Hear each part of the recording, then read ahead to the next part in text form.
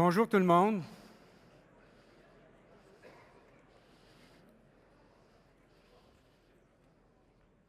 Bienvenue ce matin.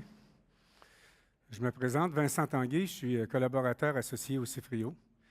Et j'ai le plaisir de commencer la journée avec vous ce matin. Mon ami Daniel Fortin, qui est avec moi, on a, depuis le mois de mars, pensé offrir toute une journée sur un thème qui, déjà en mars, on entendait parler, mais c'était moins présent que ce l'est depuis 3-4 mois. Et on s'est dit à ce moment-là, on va passer la journée sur l'entreprise 4.0. On va mettre la table en premier pour voir un peu le contour de ce que ça veut dire et des défis que ça pose aux organisations. C'est le premier thème de la journée. Jacqueline Dubé, la présidente du CIFRIO, va venir nous dire comment, avec les expérimentations qu'on a faites, comment les entreprises ont fait le virage, puis qu'est-ce qu'elles ont rencontré comme difficulté, puis qu'est-ce qui reste comme terrain d'innovation dont on doit faire le tour pour pouvoir faire ce virage-là. Donc, c'est quoi les défis des entreprises? Dans un deuxième temps, c'est Jean-Yves Roy qui va venir. Jean-Yves a été le PDG de l'INO, l'Institut national d'optique, et lui va venir nous faire le portrait de l'évolution des technologies pour arriver jusqu'aux technologies qui habilitent les organismes, qui permettent aux organismes de faire ce passage-là. Et dans un troisième temps, la rectrice de l'Université Laval, Mme Sophie Damour, vient nous dire comment ça se présente maintenant, cette transformation-là, comment ça a évolué avec le temps et quels sont les enjeux pour ceux qui ont de la formation à faire. En 1993, j'étais à la direction de la commission scolaire des découvreurs. J'avais un conseiller pédagogique en robotique. Déjà à ce moment-là, j'avais un conseiller en robotique.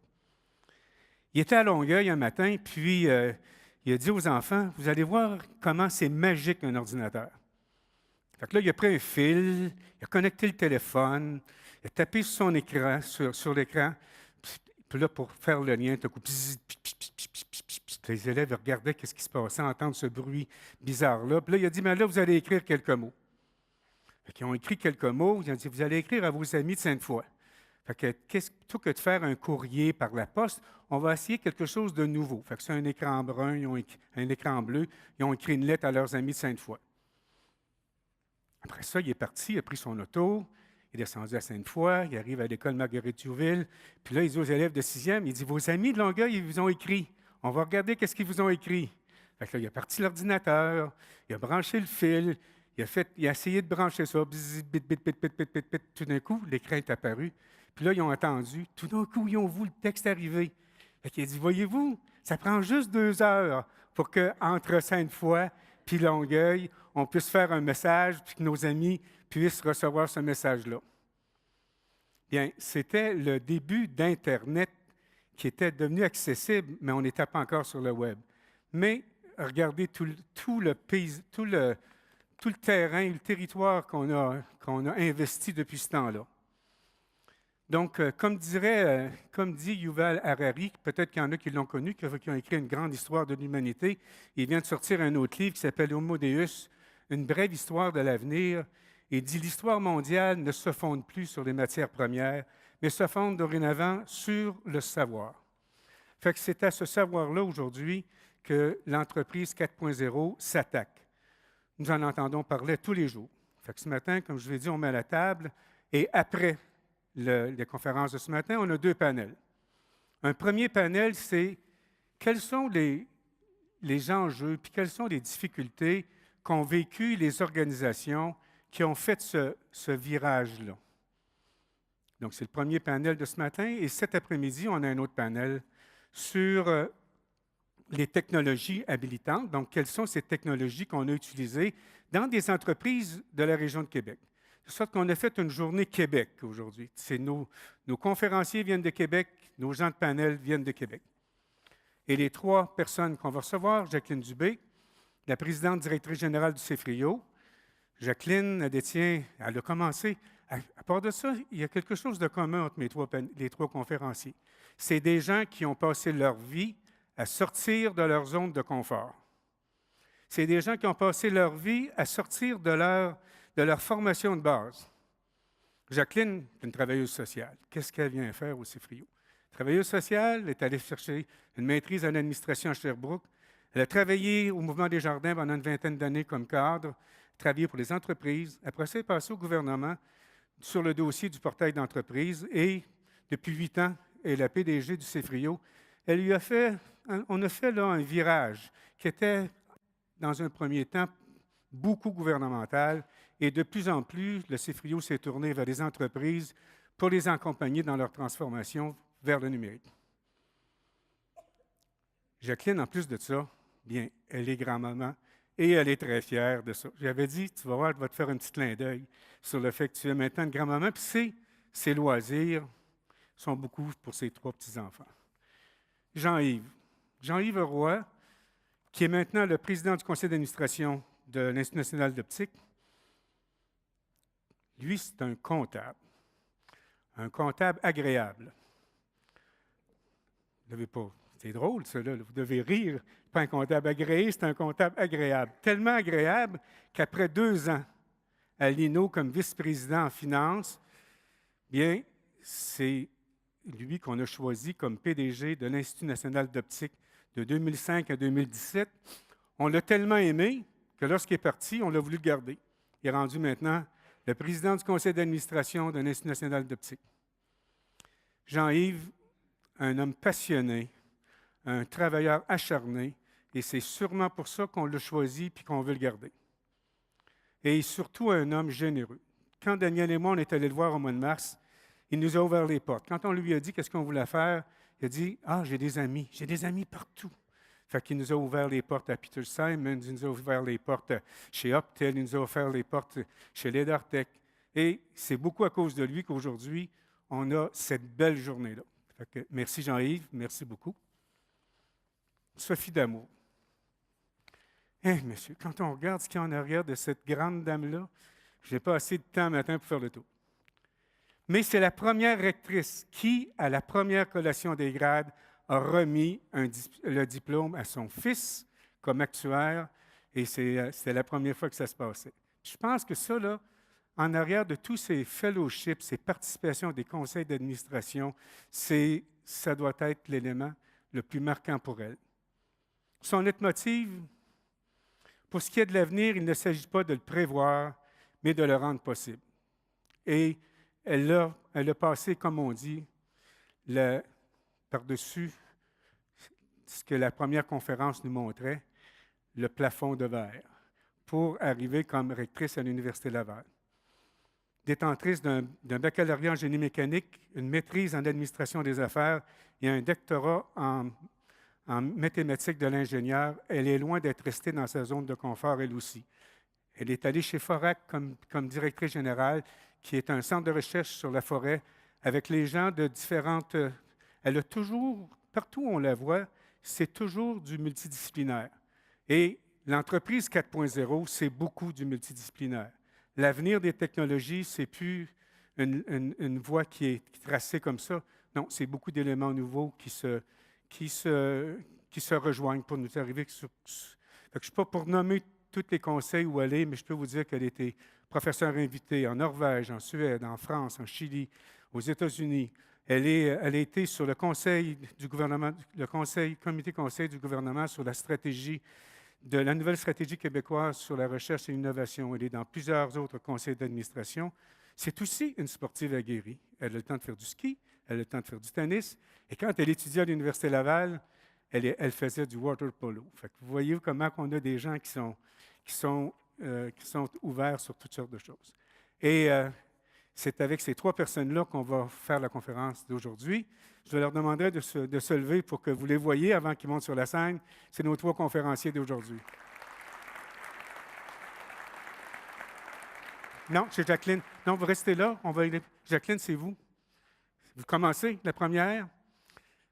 Fait que chacun, on n'a pas de période de questions. Les périodes de questions seront sur les panels de 11h et de 2h. Jacqueline, je suis là. Comme vous voulez. Oui, j'ai des petits papiers. Bon. Eh bien, bonne conférence à tout le monde. Bonjour tout le monde. Madame la rectrice, Mesdames, Messieurs, chers collègues, c'est vraiment un plaisir d'être ici avec vous aujourd'hui pour finalement essayer d'ouvrir un peu c'est quoi cette notion-là d'industrie 4.0. C'est un mot qu'on entend parler tout le temps, mais où est-ce qu'il est difficile de mettre, si vous voulez, je vais juste vérifier parce que moi, là, faites-moi signe de temps en temps, je suis énormément délinquante sur la présentation des diapositives. Une entreprise, avant de commencer l'entreprise, je vais vous parler 1 minute du CFRIO. CFRIO, ça fait 30 ans qu'on travaille en adoption du numérique, l'usage du numérique. On est mandaté pour des mandats, soit par le public, soit par le privé. Et bien sûr, on est un organisme créé par le ministère de l'Économie, de la Science et de l'Innovation, que j'appellerai MESI à partir de maintenant, c'est moins non. On a 2 grandes lignes d'affaires. On travaille toujours à faire du Québec une réelle société numérique. Donc, la ligne d'affaires la plus majeure, on fait des projets pilotes sur l'usage du numérique, comment ça peut s'adapter et comment ça peut être utilisé dans différents secteurs, j'en parlerai tout à l'heure. L'autre ligne, c'est la mesure. Vous nous voyez souvent dans les médias. On essaie d'avoir le pouls du Québec sur l'adoption du numérique et on essaie toujours, même si c'est des données longitudinales, on essaie toujours d'apporter de nouvelles questions pour suivre la réalité d'aujourd'hui. Donc, je peux vous dire qu'avec un programme, par exemple, qui nous a été confié par le MESI, depuis 5 ans, on est avec 750 PME avec qui on a travaillé sur l'adoption du numérique. Et depuis 30 ans, finalement, c'est plus de 480 projets qu'on a fait pour une envergure financière de l'ordre d'à peu près 79 millions. Industrie 4.0, qu'est-ce que c'est? Bonne question. Il y en a qui vont parler d'entreprises intelligentes, il y en a qui vont parler d'entreprises du futur. Donc, l'image que vous connaissez probablement tout le monde, c'est que c'est la fameuse 4e révolution industrielle. On est commencé, par exemple, avec les machines à vapeur dans les années 1800. On a travaillé sur la production de masse des années 1900. Puis, les automates qui sont programmables depuis dans les années 60-70. Et là, c'est vraiment comment Internet, finalement, c'est un réel moteur de révolution industrielle. C'est pour ça qu'on appelle la 4e révolution industrielle. Vous savez, au CFRIO, on travaille avec plus de 90 chercheurs associés qui viennent de toutes les universités partout au Québec. Et on a des experts qui travaillent avec nous au quotidien. Donc, on a tenté une définition qui se lie vraiment à la réalité que vivent les entreprises. Donc, une industrie 4.0, c'est une entreprise qui utilise des technologies et donc le numérique pour faire une plus grande communication entre les différents objets que sont son organisation, les personnes, les produits, les machines. C'est ça, Industrie 4.0. C'est vraiment comment être capable d'utiliser en temps réel, de surveiller, d'agir sur nos activités. Le temps réel est essentiel, puis la notion de données aussi est essentielle. Ce n'est pas une technologie qu'on connecte, là. C'est une transformation de l'organisation qu'on fait et on lie l'ensemble de nos processus de travail pour faire en sorte d'être capable d'agir puis de voir les opportunités qui se produisent. Je ne vous ennuierai pas avec des chiffres, mais j'ai reçu l'autorisation du MESI de vous donner en primeur à l'AGIC aujourd'hui quelques données d'une mesure qui a été faite pour le MESI sur où sont les entreprises manufacturières dans l'industrie 4.0. Et donc, ce matin, vous avez des primeurs, des données qui vont être lancées publiques par le MESI sous peu. Rapidement, c'est 500 entreprises de 10 à 499 entreprises qui ont été interpellées. Je vais vous parler de 4 grandes observations qu'on a faites. Premièrement, l'enquête démontre qu'une entreprise sur 2 ne sait pas ce qu'est Industrie 4.0 au Québec, ce qui est assez fascinant. Et deuxièmement, l'enquête démontre aussi qu'il y a une très faible maturité numérique dans les entreprises manufacturières au Québec. Je vous reviendrai tout à l'heure avec la notion de maturité numérique. Et enfin, on sait que 75% des entreprises manufacturières ont ce qu'on appelle des processus manuels qui sont soutenus par des outils non intégrés et avec des fichiers, par exemple, comme Excel, où est-ce qu'ils sont transmis par courriel par exemple, de la production aux finances. Ça, c'est 75 des manufacturières au Québec.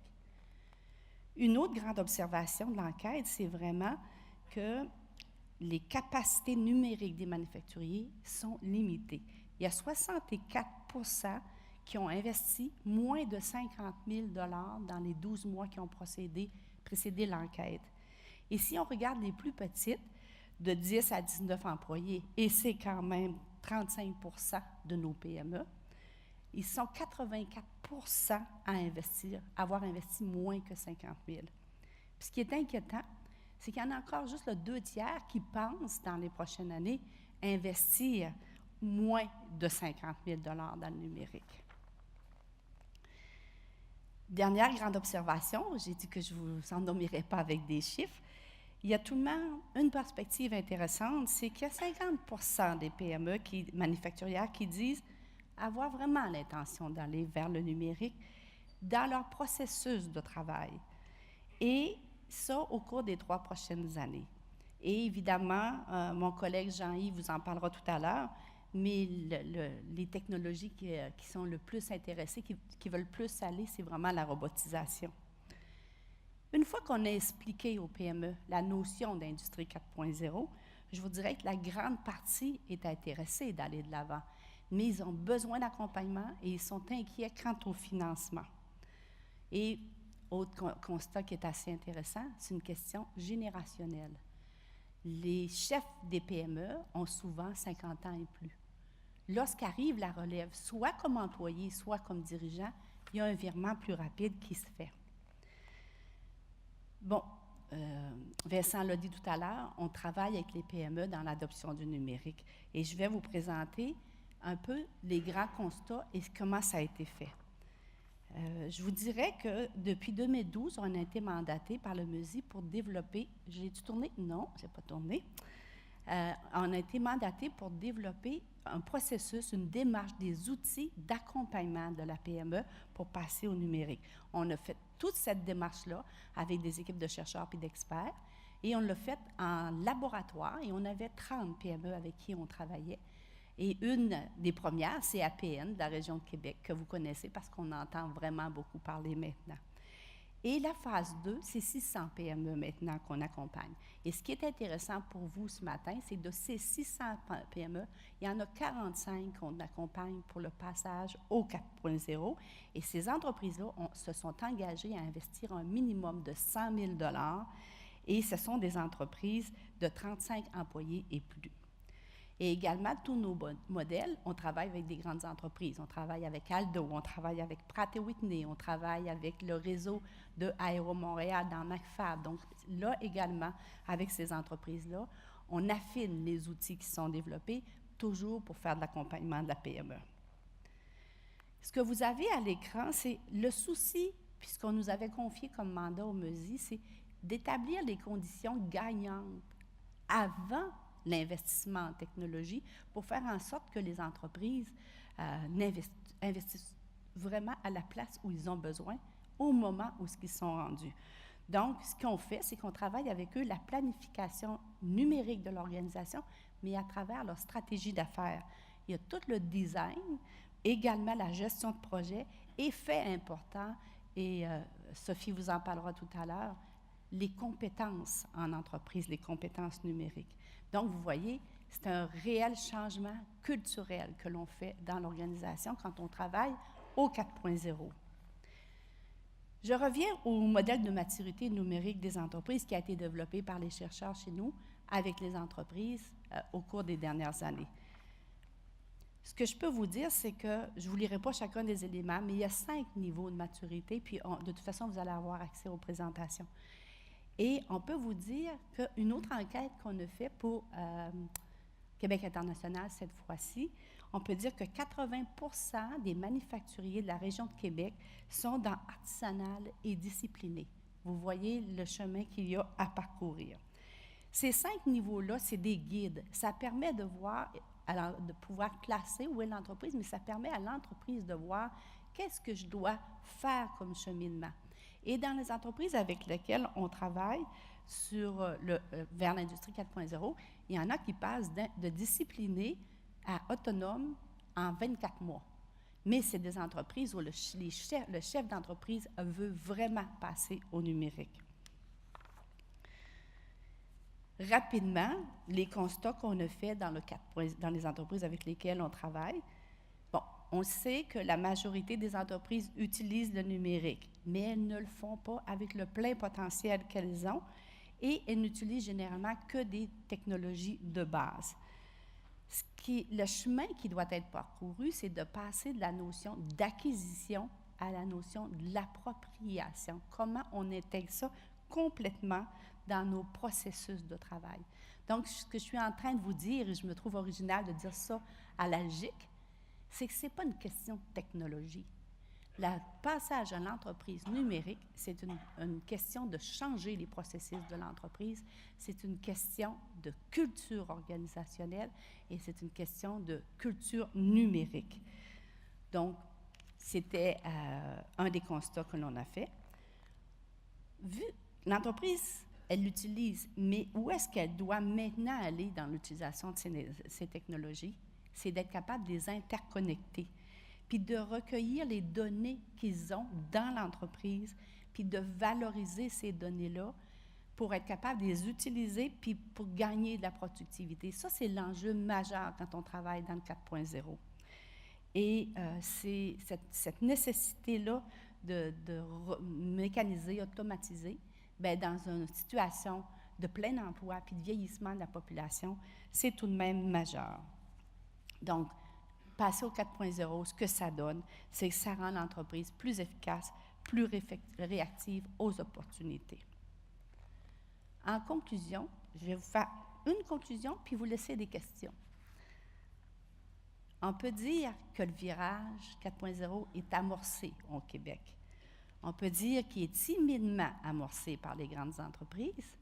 Puis on peut dire que pour les PME, lorsqu'elles voient l'urgence, qu'elles sont conscientes, elles recherchent de l'accompagnement pour faire les bons choix et être capables de demander le financement qui leur est nécessaire en fonction. Et il y a programmes et financements disponibles au Québec. Il n'y a pas d'enjeu ici. La question qu'il faut se poser, c'est il y a combien d'entreprises qui vont réagir? Il y a combien de PME qui vont être au rendez-vous? Il y a combien qui vont réellement investir dans le numérique? C'est des questions de fond. Et je terminerai là-dessus. La transformation vers le 4.0 n'est pas nécessairement que seulement manufacturière. Elle peut être faite également dans les entreprises de services. Et on a accompagné des entreprises de services dans les derniers mois. Et la démarche est similaire. Et c'est une démarche qui est vraiment comment tu transformes tes pratiques, comment le numérique t'amène plus loin. Et mes questions sont simples aujourd'hui, c'est, outre les PME, est-ce que nos institutions, est-ce que nos gouvernements, est-ce que nos ministères, nos organismes, nos institutions d'enseignement, nos réseaux de la santé, ont-ils commencé ce passage au 4.0? C'est de grandes questions que je vous laisse pour la journée. Je vous remercie.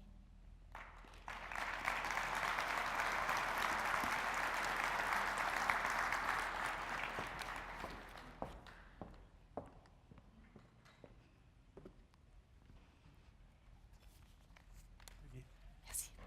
Short and sweet. T'étais focus, hein? C'était très focus. As-tu le changeur? Hein?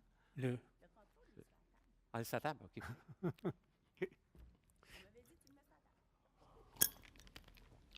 Alors, bonjour tout le monde. Je suis extrêmement content d'être ici. Merci à Vincent et son équipe de me permettre de participer à cet événement extrêmement stimulant, je dirais, en termes d'avancées technologiques. On m'a demandé de parler des technologies habilitantes, des technologies transversales qui vont influencer de façon extraordinaire, je dirais, le passage à l'industrie 4.0, éventuellement l'industrie 5.0. Ça en vient vite. Alors, j'ai identifié 4 technologies transversales qui sont intimement liées entre elles. Alors, d'abord, je vais parler de ce que je connais le plus, l'optique photonique, qui est avec la microélectronique permet de développer des capteurs. Alors, un ne peut pas se faire sans l'autre. Ce que ça fait des capteurs, c'est que ça va chercher des données. Une fois qu'on a ces données-là, elles doivent être analysées à travers le numérique. Et ultimement, on va se servir de l'intelligence artificielle pour permettre aux objets de devenir intelligents. On parle maintenant de villes intelligentes, on parle de maisons intelligentes, on parle d'objets. Vos frigos vont devenir intelligents. Votre lave-vaisselle va devenir intelligent. Alors, donc, pour simplement marquer la progression rapide, je dirais, de ce qui est en train de se passer actuellement, je vais vous raconter une petite histoire qui touche à l'optique. Je peux réussir à trouver le... Vous allez me dire, quelle est la plus vieille lentille optique au monde? Est-ce qu'il y a quelqu'un qui peut s'expliquer à me donner un chiffre? Alors, elle date de 2700 ans avant Jésus-Christ. C'est une lentille qu'on a trouvée, ça s'appelle la lentille de Nemrod, qui était sur le territoire du royaume néo-assyrien qui est devenu l'Irak, ultimement. Et donc, on ne sait pas à quoi elle servait, mais on a effectivement une lentille qui a été trouvée. Si je pars de 2700 ans avant Jésus-Christ, puis je m'en vais à 213 avant Jésus-Christ, il y a un grand bout, il ne s'est rien passé. Là, il y a une invention qui est attribuée, ça c'est la lentille de Nemrod, il y a une invention qui est attribuée à Archimède, qui s'appelle le miroir ardent. Il était utilisé pour faire réfléchir les rayons du soleil pour mettre le feu aux voiles des bateaux ennemis. Alors là, je pars de 213 avant Jésus-Christ, puis je m'en vais un an après la fondation de Québec, en 1609, où Galilée a développé la première lunette astronomique. Alors, il s'est passé un grand bout de temps sans qu'il ne se passe rien, dans le fond. Et quelques années plus tard, en 1672, Isaac Newton a développé le premier télescope.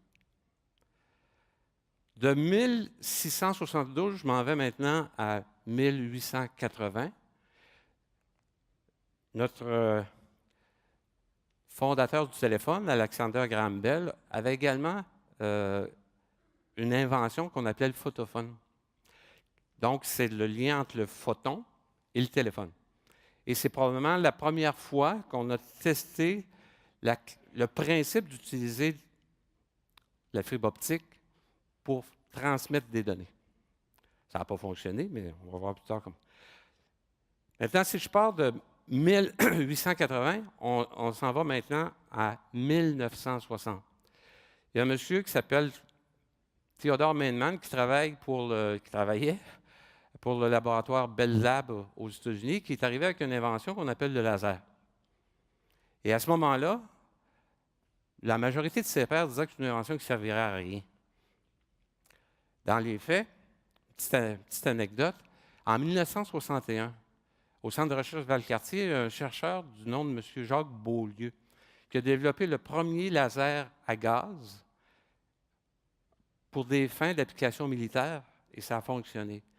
Pendant plusieurs années, on disait que c'était à Québec qu'on avait le laser le plus puissant au monde.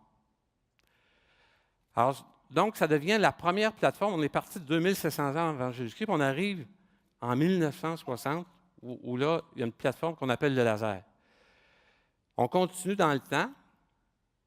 Au cours des années 70, on a commencé vraiment à s'intéresser à développer la fibre optique comme moyen de transmission de données. Et là, on a fait une espèce de cheminement technologique pour, comme vous le savez, arriver, je dirais au début des années 90, à révolutionner le monde des télécommunications. Ces deux plateformes-là, mises ensemble, le laser et la fibre optique, ont fait en sorte qu'on a transformé nos vies, littéralement, en utilisant, évidemment, la fibre optique comme moyen de transmission de données et en créant le réseau Internet. Aujourd'hui, les deux mêmes plateformes trouvent des applications dans tous les secteurs de l'économie. Je cite en exemple le domaine médical. Il y a quelques années encore, il n'y a personne qui aurait pu prévoir que le laser servirait de façon aussi proactive dans le domaine médical. Alors donc, cet exemple-là, je vous le donne comme point de repère. On est parti de 2700 ans avant Jésus-Christ, puis on arrive dans les années 90 où on révolutionne complètement nos vies. Alors, ce que ça m'amène à vous dire, c'est que je vais répéter ce que j'ai dit au début, c'est qu'on a 4 technologies habilitantes qui vont intervenir dans notre quotidien au cours des prochaines années. Encore une fois, les capteurs qui sont développés par l'optique, la microélectronique, on s'en sert, évidemment, les capteurs vont devoir être de moins en moins dispendieux, de plus en plus performants. Le numérique analyse les données fournies par les capteurs et encore une fois, l'intelligence artificielle vient donner une intelligence aux objets. Il y a un monsieur Kurzweil, qui est une sommité en intelligence artificielle qui travaille chez Google. Tout ça dans l'esprit de vous démontrer la vitesse avec laquelle on est en train d'évoluer. Il a fait une relation entre l'apparition de la vie sur la Terre, qui date de plusieurs centaines de millions d'années, et l'utilisation de l'ordinateur personnel, qui est arrivé au début des années 80. Alors, depuis ce temps-là, la capacité des ordinateurs personnels est doublée à chaque 6 mois. Vous imaginez tout ce que ça donne comme perspective de changement dans nos vies, comme perspective de développement. Et si on appliquait la théorie de M. Kurzweil à ce qui devrait se passer dans le futur, on obtient une courbe totalement exponentielle où seule notre imagination peut prévoir ce qui va se passer. Parce que les changements sont tellement rapides qu'on ne peut pas... c'est à nous de créer l'avenir en fonction de tout ça. Il y a des entreprises, comme le mentionnait Jacqueline, qui ont su s'adapter. Les modèles d'affaires des entreprises ont changé, ont évolué. Il s'est créé de nouveaux modèles d'affaires. Puis là, je n'ai pas besoin de vous parler de Airbnb, d'Uber, de Netflix, etc. C'est des modèles d'affaires qui sont complètement différents de ce qu'on était habitué de voir. Puis il y a des entreprises, évidemment, qui ne sont pas adaptées. Le dernier exemple en liste, c'est Sears. Alors, Blockbuster n'a plus d'utilité, Kodak est disparu. Alors, ce que disait tout à l'heure Jacqueline, c'est absolument essentiel. Il faut se servir des technologies actuelles et les utiliser aux fins de création de richesse. Je vais vous parler un petit peu de ce qu'on fait à l'INO dans cet esprit-là. On a un projet qu'on appelle à l'interne la photonique imprimable. Ce qu'on cherche à faire avec la collaboration de plusieurs universités, dont l'Université Laval, c'est de développer des capteurs qui vont coûter une fraction de cent et qu'on met sur une pellicule, par exemple, de plastique. Ce que ça va permettre de faire ultimement, puis quand je dis ultimement, ce n'est pas dans 30 ans, c'est probablement dans 4 ou 5 ans, c'est d'accoler, par exemple, vous avez votre téléphone cellulaire, vous allez pouvoir, on va accoler sur la microélectronique de votre téléphone cellulaire une couche optique qui va être bourrée de capteurs. Et ce que ça va permettre de faire, on peut facilement imaginer que votre téléphone cellulaire va avoir un échantillonneur, un compartiment d'échantillon, et que vous allez pouvoir diagnostiquer vous-même vos propres maladies, par exemple en mettant une goutte de sang dans l'échantillonneur, en servant des données qui sont dans l'info nuagique, le résultat va vous apparaître. Alors, ce que ça va faire, ultimement, c'est que ça va faire disparaître des équipements très coûteux qui sont dans les laboratoires et les hôpitaux. Alors, et puis on peut imaginer d'autres exemples, mais celle-là, je l'ai en tête parce que Je suis convaincu que ça va arriver. Donc, ça m'amène à vous parler du futur. Parce que c'est un projet qui est en cours à l'INO, mais qu'est-ce qui va se passer dans le futur? Ouais, back to the future. Il y a une étude de McKinsey qui a été publiée au début de l'année 2017, c'est assez récent, hein? Qui fait état du pourcentage des emplois qui pourraient être automatisés par l'adaptation des technologies qu'on a déjà. Simplement, en Amérique du Nord, on pense qu'il y a entre 45 et 47 de tous les métiers et professions qui pourraient être remplacés par des robots. Alors, vous pensez que c'est déprimant? Non, moi, je ne pense pas que c'est déprimant. Je pense que c'est une opportunité. On peut transformer ça en opportunité. Oups. Parce que la même firme McKinsey a fait état des domaines de création de richesse futures. Et il y en a deux particulièrement qui sont intéressantes pour les 4 technologies transversales dont je vous ai parlé. Et c'est l'Internet des objets et c'est la robotique avancée. Quand on inclut les véhicules autonomes dans la robotique avancée, parce que les véhicules autonomes, c'est des robots, en 2025, il est prévu qu'on va avoir un chiffre d'affaires de 12 000 milliards dans ces deux domaines-là. Alors, ce que ça nous amène à réfléchir, c'est qu'on ne peut pas manquer le bateau. Il s'en vient un tsunami qui fait en sorte que si on n'est pas dans la vague, on va être dans ceux qui vont se faire arroser. Et donc, il faut réfléchir à se donner une vision commune, pour faire partie de ceux qui vont être des participants actifs à ce nouveau modèle-là. Donc, ça nous force aujourd'hui, puis je pense que l'exercice qu'on fait aujourd'hui est extrêmement utile, à se donner une vision commune. Il faut travailler ensemble, il faut aller plus vite, il faut avoir une chaîne d'innovation qui est transparente, flexible, rapide. C'est incontournable. Tout à l'heure, Jacqueline nous en a parlé, on a des côtes à manger, mais on est les acteurs qui vont faire changer ces choses-là. Ce que ça interpelle, c'est tous les acteurs qui peuvent intervenir pour nous permettre de participer à la création de richesses dont je vous ai parlé tout à l'heure. Et ce qui vient en premier, c'est clairement les entrepreneurs. Il faut qu'on ait des entrepreneurs qui aient des défis de commercialisation extrêmement ambitieux. On ne peut pas penser de rester une économie, un marché de niche dans nos entreprises. Il faut adresser les marchés de grande consommation. C'est incontournable. Le 12 000 milliards de chiffre d'affaires en 2025, il faut s'en accaparer une partie. Et donc, ce qui est au cœur de tout ça, c'est l'ambition des entrepreneurs. Mais autour de ça, une fois qu'on a trouvé des entrepreneurs ambitieux, bien, Sophie va en parler tout à l'heure, le point principal, c'est d'adapter nos programmes de formation à cette nouvelle réalité-là. C'est incontournable, du primaire jusqu'au postdoc.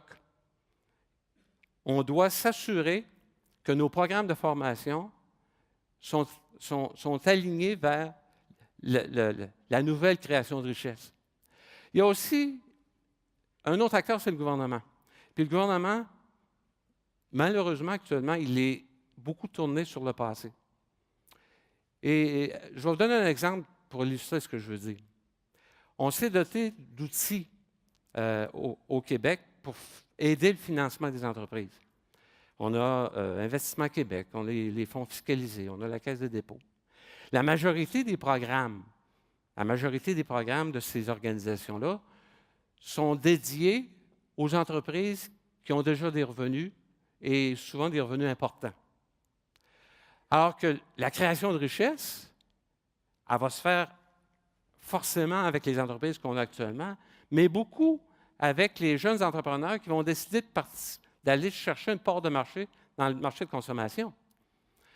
Alors qu'actuellement, l'aversion au risque des organismes gouvernementaux est un obstacle majeur à l'émergence de cas d'affaires ambitieux. Donc, il faut changer ça. On parle de recherche et d'innovation. Encore une fois, il faut le faire de façon transparente, rapide. Il faut avoir des secteurs qu'on vise. On ne peut pas être bon dans tout. Et puis, encore, je répète, là, ce qui est au cœur de la réussite, c'est les entrepreneurs. Maintenant, j'aimerais vous proposer, ce n'est pas moi qui vous le propose, un domaine où Québec pourrait se démarquer de façon remarquable. Et je fais partie d'un groupe d'amis qui s'appelle la Coalition Force 4.0. Sophie en est la présidente. Et on a un projet que je veux partager avec vous. Non seulement je veux le partager, je veux que vous en deveniez des promoteurs. Un projet d'implanter à Québec un centre mondial de robotique avancée. Et pourquoi on pense que c'est possible? Puis je vais vous dire après ça le comment. Pourquoi? Parce qu'on a, la majorité d'entre vous ne le savent pas, mais les meilleurs chercheurs en robotique, ils sont à l'Université Laval. De tout le Canada, là, l'Université Laval est l'université qui a le plus grand nombre et les plus compétents en robotique. 65 % de l'expertise en optique photonique au Canada est à Québec. On a le CIFRIO pour le numérique. On a le CRIM à Montréal. On va avoir un nouveau pôle d'intelligence artificielle qui est à Montréal, mais qui va évidemment avoir des retombées ici. Alors, tout ça fait en sorte qu'on peut prétendre d'être en mesure de le réaliser. Maintenant, le comment. Le comment, ça passe d'abord par l'attraction de talents. Donc, ça passe probablement par la création d'une chaire industrielle en robotique avancée à l'Université Laval. Et l'idée, c'est d'avoir des cohortes d'étudiants nombreux qui vont s'intéresser à ça. Ce que ça a comme conséquence, c'est non seulement ces étudiants-là vont devenir des employés d'entrepreneurs ambitieux qui vont adresser les marchés de consommation, mais eux-mêmes vont devenir potentiellement des entrepreneurs dans le même domaine. Et c'est ça que ça prend. L'autre phénomène, lorsqu'on crée une masse critique, on l'a vu à Montréal, hein, en intelligence artificielle, il y a un gros buzz, là, alors il y a des investissements. Alors, c'est ultra important d'avoir une masse critique pour attirer des talents étrangers à venir se joindre à nous. C'est essentiel. Donc, un programme en robotique avancée, des entrepreneurs, et ultimement, c'est d'avoir à Québec une usine de robots qui vont fabriquer des robots. Et c'est la seule façon qu'on va être en mesure de garder le manufacturier au Québec.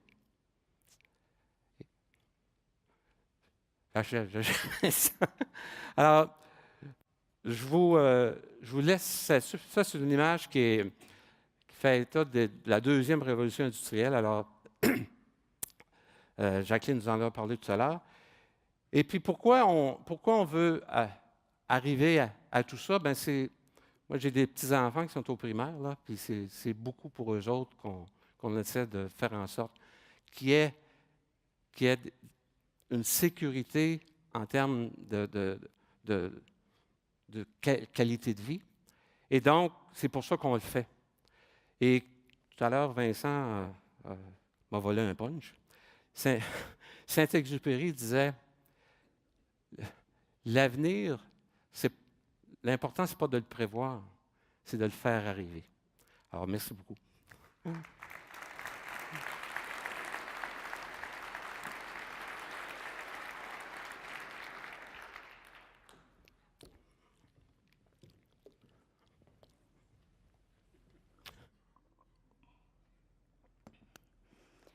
Bonjour à vous toutes et à vous tous. C'est un plaisir d'être ici ce matin et Vincent, tu as bien lancé la réflexion et je vais récupérer cette histoire où, au mois de juin dernier, j'offrais le diplôme à mon fils.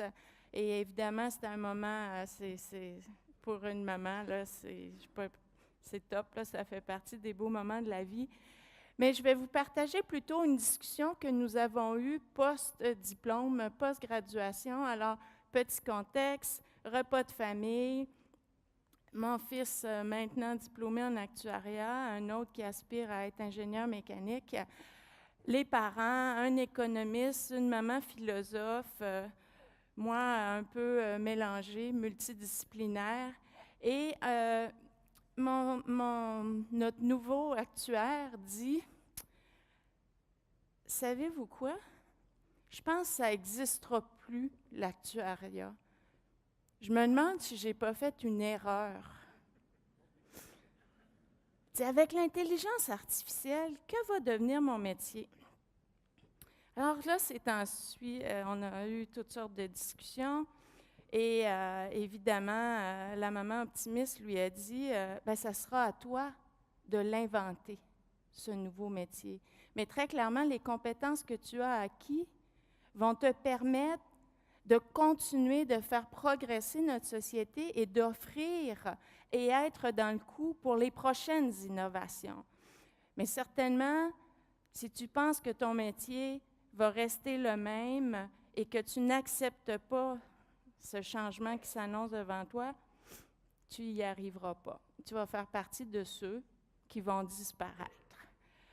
La maman philosophe, elle, plutôt préoccupée par le fait que non, mais lui est actuaire, il a plusieurs compétences, il est allé et il a appris des choses qui vont lui servir, mais qu'adviendra-t-il de ceux qui n'ont pas ces compétences et connaissances, qui sont dans des métiers manuels avec peu de qualifications? Qu'adviendra-t-il d'eux?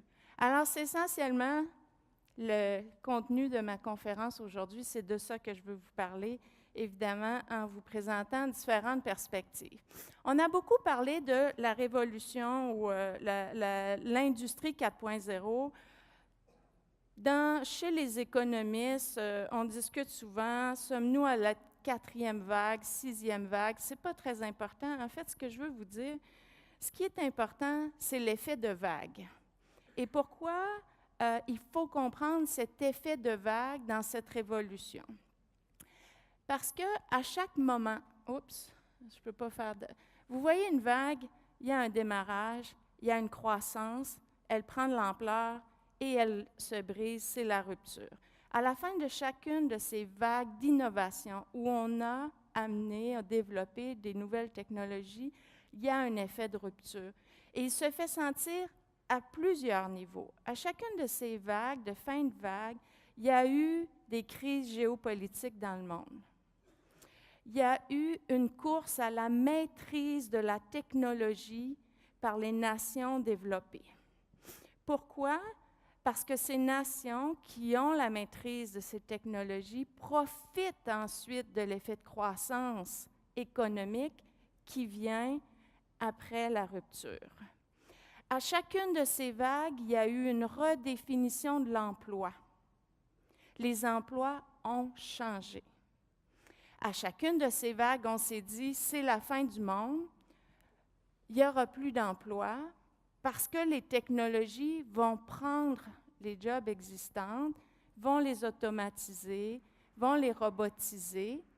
Et ce que l'on sait aujourd'hui, c'est qu'à chacune de ces vagues, il y a eu création d'emplois. Cette fois-ci, on est encore préoccupé et on a encore beaucoup de questions par rapport à la prochaine vague. Mais ce qu'il faut absolument comprendre, c'est que vous le voyez bien sur cette image, les vagues, leurs effets, la temporalité de leurs effets devient de plus en plus courte. Hein? Et la prochaine, fort possiblement, durera peut-être 10 ans ou 15 ans, une seule génération. Qu'est-ce qui s'en vient? On parle de technologie de rupture. C'est une terminologie que vous avez peut-être déjà entendue déjà utilisé. Pourquoi de rupture? Bien, vous avez vu la vague, vous avez vu l'effet de rupture qui vient, mais en fait, on utilise ces termes-là beaucoup plus en lien avec les changements induits dans les modèles d'affaires et de services. Donc, on va dire qu'une technologie de rupture, parce qu'elle aura des effets significatifs sur la transformation des entreprises. Alors, vous avez ici différents exemples, puis laissez-moi vous dire, principalement les technologies qu'on anticipe qui auront ces effets-là. Dans la prochaine vague, on parle de l'édition génomique, de notre capacité à éditer le gène pour éliminer des défauts génétiques chez l'humain. Les véhicules autonomes, l'Internet des objets, on en a parlé, l'intelligence artificielle, on en parle souvent, la robotique avancée, mais pas nécessairement la robotique en usine. La robotique qui nous accompagnera à tous les jours dans nos fonctions quotidiennes, dans nos fonctions professionnelles, et très clairement l'impression 3D. Je vais vous donner un exemple sur l'impression 3D, la façon dont c'est en train de changer les modèles d'affaires. Qui imprime 3D en France? Bien, la Poste française. C'est quand même particulier. La Poste française transforme son modèle d'affaires et on peut envoyer notre dessin, notre schéma, on l'imprime et on le livre et on fait des cadeaux de Noël qui nous sont bien personnalisés. Donc, c'est une technologie de rupture. Maintenant, la production de prothèses pourra se faire à même dans les hôpitaux sur mesure. Alors, chez moi, mon papa a une hanche artificielle, ma maman a une épaule artificielle. Eux, ils ont dû choisir small, medium, large. Moi, je serai chanceuse, quand ce sera mon tour, j'aurai une hanche sur mesure. Alors, vous voyez, on est dans des logiques tout à fait différentes. La programmation de Baxter, le robot qui est là, ce n'est pas un code. Vous n'avez pas à savoir programmer. Vous voulez avoir Baxter dans votre entreprise. Il coûte entre 50 et 60 000 $ Baxter, il travaille 24 heures sur 24. Et on le programme en faisant. Vous lui faites faire ce que vous souhaitez qu'il fasse, et ça y est, il est programmé. Donc, des transformations très, très significatives à venir. Et évidemment, ces transformations vont changer l'emploi. Alors, si vous allez sur Internet et vous cherchez rupture de l'emploi, perte d'emploi, innovation, vous allez y lire des histoires d'horreur parce qu'on va vous dire qu'à peu près 50% des emplois vont peut-être disparaître. On va se faire remplacer par des robots, l'intelligence artificielle va mieux faire que nous, il nous bat aux échecs, il va nous battre dans toutes sortes de fonctions. Donc, on va très clairement avoir une perspective plutôt noire. Mais en fait, c'est vrai qu'il va y avoir des emplois qui vont disparaître. Et le Conseil de l'orientation de l'emploi de France a fait un travail très, très rigoureux sur cette question-là. Ils ont identifié 10% des emplois actuels qui sont fortement susceptibles de disparaître, d'être menacés. Ce sont des emplois manuels, ce sont des emplois où on demande peu de qualifications. Très clairement, il y aura 50% des emplois qui vont changer de façon significative. Ça inclut nos jobs et la vôtre. Si vous êtes dans la comptabilité, si vous êtes dans l'enseignement, si vous êtes des programmeurs, si vous êtes dans la technologie, vos emplois vont changer par l'arrivée massive de ces innovations. On sait par contre que les domaines où le progrès technologique va continuer de favoriser l'emploi sont ces emplois où on attend de la créativité, de la compréhension de la complexité, de l'environnement, un sens politique, où on est dans le design, dans l'interaction, dans la collaboration. Là, on a plus de chances de pouvoir continuer à faire notre travail. Alors, qu'est-ce qu'on fait, nous, dans l'enseignement supérieur, face à des situations comme ça qui s'annoncent quand même sur de très courtes échelles? Comment voir l'avenir? Comment préparer les gens soit à se trouver un nouvel emploi, soit à transitionner en grand nombre? et évidemment à créer de nouveaux emplois. Parce que dans toute cette discussion-là, le Conseil d'orientation d'emploi de France estime qu'il y aura probablement 150 nouveaux emplois qui apparaîtront dans les prochaines années. Et de ces 150 nouveaux emplois, il y en a 105 qui seront numériques, qui seront de l'espace numérique. Donc, c'est quand même assez important. Alors, ce que l'on dit, ce qu'on croit et sur quoi on travaille, c'est très clairement, évidemment, il y a des compétences techniques, mais si on ne sait pas exactement ce que sera l'innovation puis la technique, il faut aller dans les connaissances de base. Et puis, on met beaucoup d'emphase sur les sciences, les technologies, l'ingénierie, les mathématiques comme sciences de base pour maîtriser une partie des enjeux qui sont les enjeux technologiques. Mais plus fondamentalement, ce qu'on constate, c'est que les emplois qui perdurent sont des emplois où on a des attentes plus élevées en littératie et en numératie. Alors, il faut former nos jeunes et insister sur leurs compétences en littératie et numératie, quel que soit le niveau d'éducation.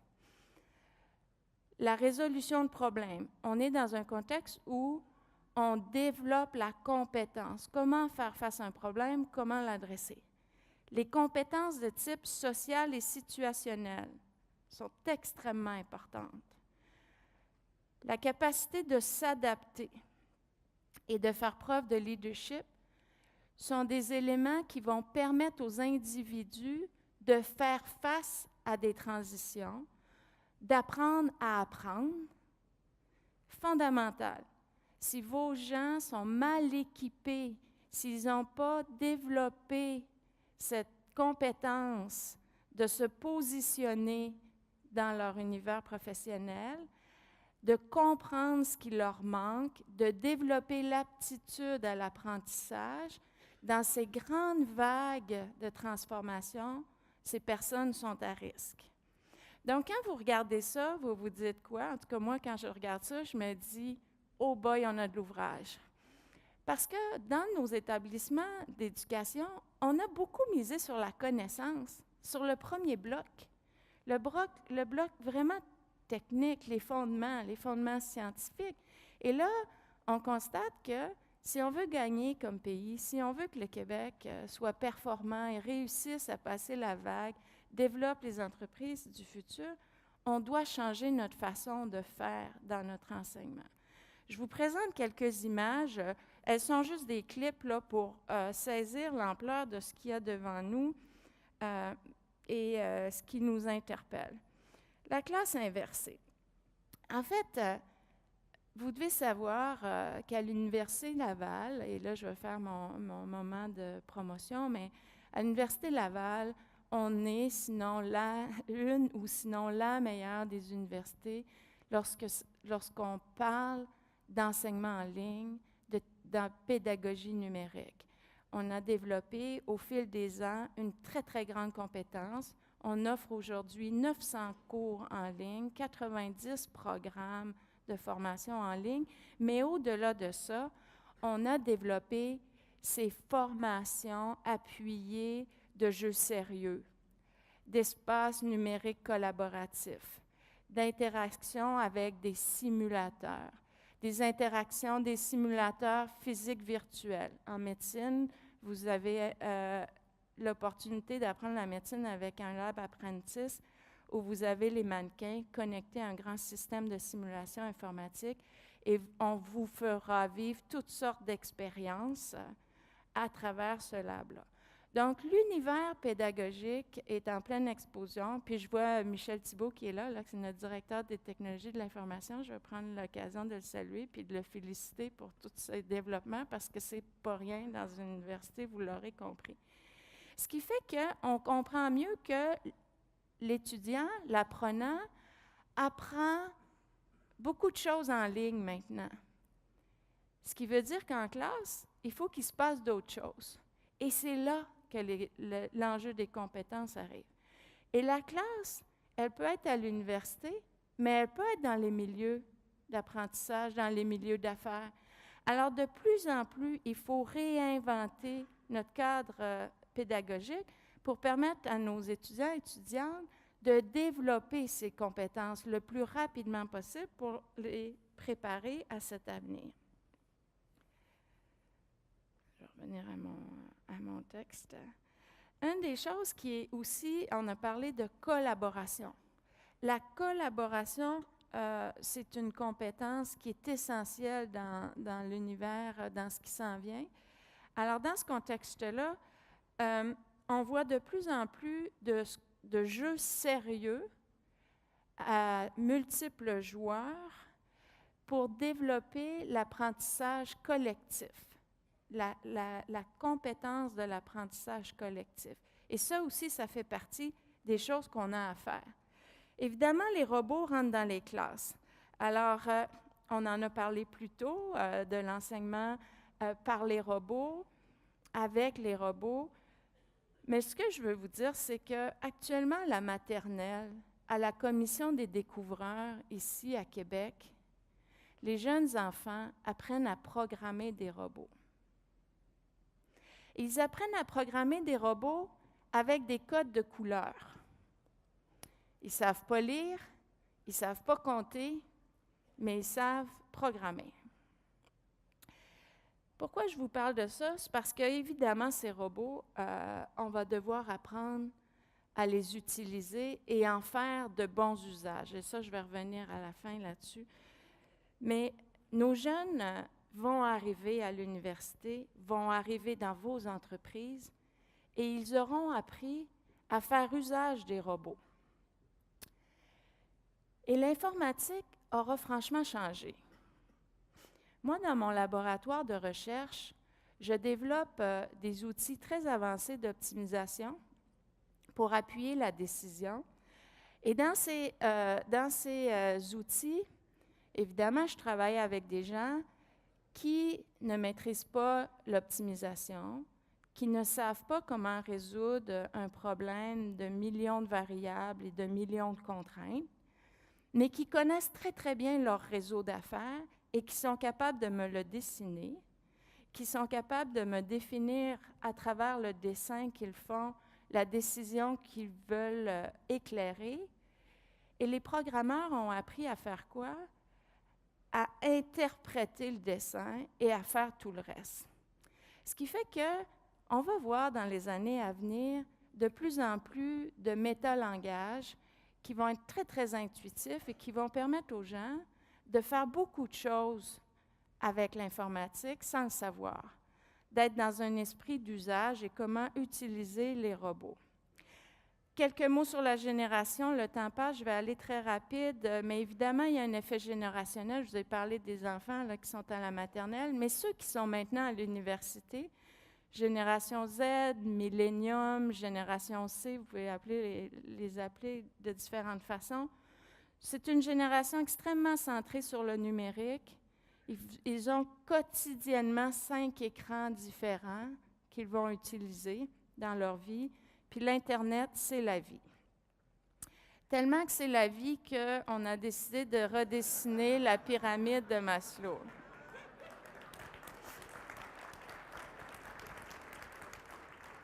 Et tout le crédit va à René Lacroix. Je pense que plusieurs ici le connaissent, là, notre vice-recteur adjoint à l'administration à l'université. Mais je pense que l'image dit tout. Les sondages nous disent quoi? Nos étudiants, à 92 % vont posséder au moins 2 appareils, 59 % sont propriétaires de 3 appareils. En fait, on dit que le téléphone portable intelligent, c'est le compétiteur au centre de ski alpin de la région de Québec parce que, pourquoi? La dépense est prioritaire. Alors, on va dépenser pour le téléphone avant de dépenser pour d'autres loisirs et sorties. Donc, c'est assez important, ce qui veut dire que quand ces jeunes arrivent dans votre entreprise, vous n'avez pas le Wi-Fi ne fonctionne pas, vous ne leur donnez pas d'ordinateur, il n'y a pas de téléphone intelligent, ça ne va pas très, très bien. Déjà là, les attentes sont très élevées. Chez nous, sont extrêmement élevées. Alors, au-delà de la technologie puis des usages pédagogiques dont je vous ai fait, Vous voyez, il y a des pics où, à des moments donnés, il y a 24 000 appareils branchés sur notre réseau et qui fonctionnent. Et ces appareils sont juste les téléphones. Alors, dans l'avenir qui est devant nous, on comprend bien que les objets connectés vont s'ajouter à ça. En fait, juste pour les proportions, il y a 4 milliards de personnes connectées. Aujourd'hui, il y a 25 milliards d'objets connectés. Quand on va faire une réelle intégration de tout ça, nos propres systèmes à l'université vont planter, même si on a des systèmes fantastiques. Alors, il y a beaucoup d'innovations à venir dans l'infrastructure. Maintenant, je vous ai parlé, Jean-Yves en a fait état, au-delà des compétences, au-delà de l'anticipation, au-delà de comprendre la crise, il faut stimuler l'entrepreneuriat. Il n'y a plus de place pour... on ne peut pas laisser passer le train. On doit être maître à bord. On doit développer au Québec les entreprises du futur. Donc, soutenir l'entrepreneuriat, c'est soutenir nos jeunes qui ont de grandes ambitions, des jeunes d'ici, des jeunes d'ailleurs, qui viennent et qui ont envie de développer des entreprises. Sweepest City, c'est une entreprise d'étudiants de l'Université Laval. Ils ont développé une application qui vous permet de visiter les villes d'une façon unique. Ils se connectent à des objets connectés. Vous vous promenez dans la ville, vous avez des notifications, des images, des contenus en fonction d'où vous allez au moment où vous allez. Avant-dernier point, si on est conscient et on comprend l'effet de vague et l'importance de la maîtrise des compétences techniques de base, on ne peut pas exclure dans notre plan de progrès la moitié de la population. La trop faible participation des femmes dans ce secteur-là est un problème de société. Il faut trouver la façon de les intéresser, de les mobiliser.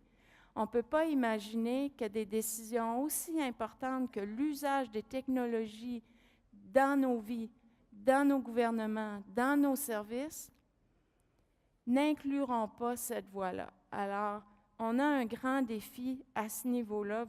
On va en entendre parler encore beaucoup. Alors, pour conclure, les enjeux, de grands enjeux en lien avec le caractère global de la transformation. Cette transformation interpelle pas que les technologues, elle interpelle l'État. Et c'est le message du début. C'est un très, très grand défi qu'il y a devant nous. Et il faut que l'État, l'entreprise privée, les établissements d'enseignement fassent équipe pour relever le défi que l'on a. Les jobs ne seront pas créés partout de la même intensité et nous avons la responsabilité de nous assurer que les écarts ne continueront pas de croître. Associé à ces crises, on a vu que les profits corporatifs, grâce aux technologies depuis 1990, ne font qu'augmenter en proportion aux salaires. Les salaires sont en diminution par rapport aux profits et en grande partie par rapport au progrès technologique. Donc, nous avons à revoir notre modèle, à le réinventer pour assurer une équité parce que les problèmes sociaux vont être encore plus grands que ce qu'ils sont aujourd'hui. Pour le reste, j'en ai parlé beaucoup. Je finis avec ça. Évidemment, toutes ces technologies, en fait, je voudrais juste vous dire que d'ici 15 ans, 20 ans, on va faire plus de découvertes qu'on en a fait depuis le début de l'humanité. Alors, c'est beaucoup de découvertes. Ce qui va nous revenir, c'est de décider quelle découverte on veut utiliser et comment on veut le mettre au service de nos gens. Alors, je vous remercie beaucoup.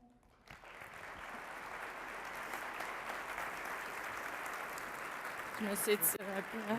C'est correct?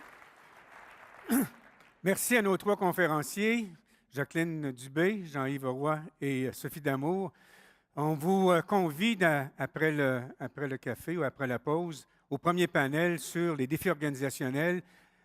Durant le panel, vous aurez l'occasion de poser des questions aussi via le compte Twitter GIC 2017 et Daniel va vous dire de quelle façon procéder. Merci beaucoup encore. Merci aux 3 conférenciers.